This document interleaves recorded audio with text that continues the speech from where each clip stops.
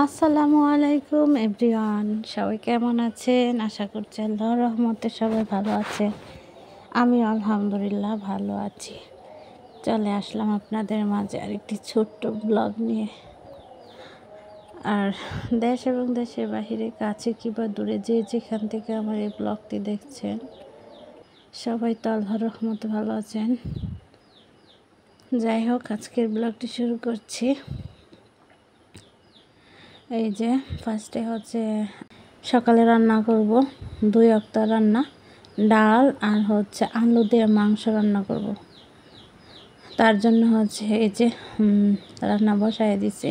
পেঁয়াজগুলোকে ভালোভাবে ভেজে নিয়েছি, সাথে 2 একটা শুকনো মরিচ দিয়েছি।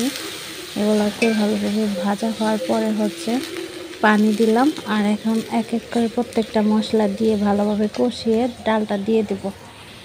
সবাই আমার ভিডিওটা দেখতে থাকুন। আমার পেজ থেকে দেখে থাকলে অবশ্যই লাইক দিয়ে গঠনমূলক একটা কমেন্ট করে যাবেন। আর যারা হচ্ছে ইউটিউব থেকে আমার এই ভিডিওটা দেখবেন, তারা অবশ্যই লাইক দিয়ে কমেন্ট করে এবং বেশি বেশি শেয়ার করে আমার পাশে থাকবেন। আর যারা নতুন, তারা অবশ্যই সাবস্ক্রাইব করে আমার পাশে সবসময় আমার পাশে থাকবেন। যাই হোক, এক করে প্রত্যেকটা কাজ সেরে নিচ্ছি। যেহেতু আমার এখন রান্নার কাজ চলতেছে, সেই জন্য হচ্ছে আমি আগে থেকে ডালটাকে ভালোভাবে ভিজিয়ে রাখছি ধুয়ে। আর এখন হচ্ছে বাগানের মধ্যে দিয়ে দেব ডাল।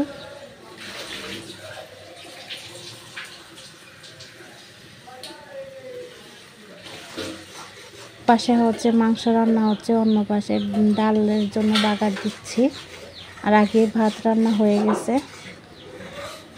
যাই হোক, আপনাদের সাথে আমি আমার প্রতিদিনের লাইফস্টাইল শেয়ার করি।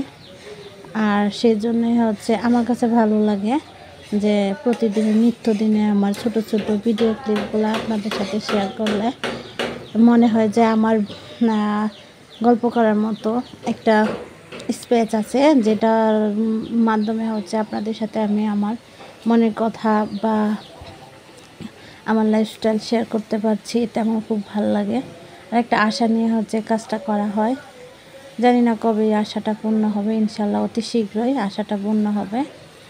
যাই হোক, আমি ডালগুলো দিয়ে দিচ্ছিলাম, কথার ফাঁকে ফাঁকে হচ্ছে কাজটা সেরে নিচ্ছি।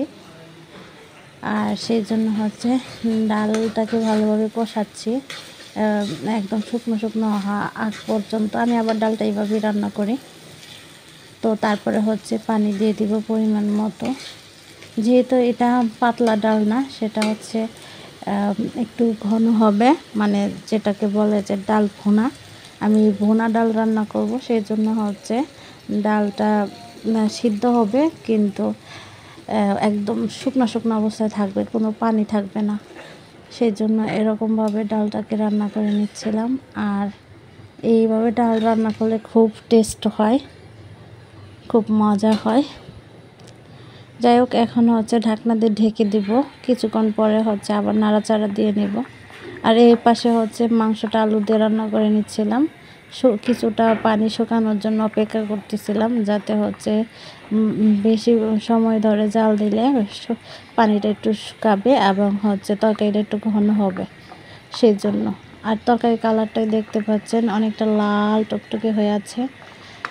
এই আর কি আজকে দুপুরে এবং সকালের নাস্তা আর লাঞ্চ এই 2টা রান্না দিয়ে খাওয়া হবে। ডাল বোনা আর হচ্ছে মুরগির মাংস আর আলু দিয়ে। অলরেডি আমি খেতে বসে পড়ি। আমি আর হচ্ছে কাজের বুয়া ছিল, উনি কাজের খালা, উনি হচ্ছে আমাকে হেল্প করছিল। আর বাসার থালা বাসনগুলো মেজে রেখে গেছে। তো প্রায় সময় মানে বিশেষ করে হচ্ছে আজকের ব্লগটা আমি আমার আপার বাসা থেকে করলাম। তাই হচ্ছে বলতেছি যে আপার বাসায় একটা খালা আছে, উনি কাজ করে যায়। উনি এক পাশে বসে পড়ছে খাওয়ার জন্য, আরেক পাশে আমি বসে বসে খাচ্ছিলাম। আর রান্নাটা উনি বলতেছিল অনেক টেস্ট হয়েছে, আমার কাছে ভালো লাগছে। যাই হোক, আজকের মতো এখানে বিদায় নিয়ে নেব। আবারও চলে আসবো নতুন আরেকটি ব্লগ নিয়ে। সবাই ভালো থাকবেন, সুস্থ থাকবেন, আর আমাদের সকলের জন্য দোয়া করবেন। আল্লাহ হাফেজ, আসসালামু আলাইকুম।